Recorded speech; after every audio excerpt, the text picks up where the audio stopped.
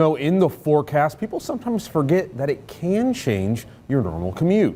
21 Alive's Meg Rossler spoke with an expert today to hear more on how you and your family can stay safe behind the wheel. Hey, Meg. Amr, if you're anything like me and driving in the snow makes you feel kind of nervous, there are some simple ways to make sure your travels run smoothly. As a driving instructor, April Keever sees anxious drivers every day. Newer drivers are nervous in general. But when winter weather becomes a factor, it can heighten those new driver jitters. Keever herself had a run-in with this when she was learning to drive. As a teenager, my very first time that I spun, I panicked a little bit. I was able to control the car and slow down and stop. But the very first time that happens, it's not something you can go out and practice as far as. But whether you've been behind the wheel for 30 years or are just getting started, being cautious while driving in the snow is crucial.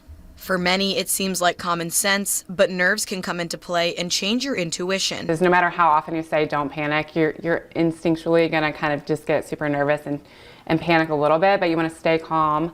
And there are many tips to follow if you find yourself struggling while driving in the snow and ice. We need to slow down, plan ahead, and take extra time and allow for extra stopping distance when we're driving. You don't want to slam on the brakes, which a lot of people want to do just to slow their vehicle down, but that can cause a skid.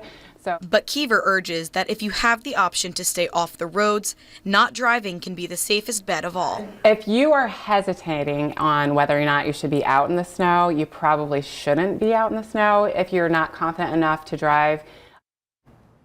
And we've heard so much about distracted driving in recent years, and that will be especially important tomorrow. So put your phone down and stay alert. It can save lives. Amr?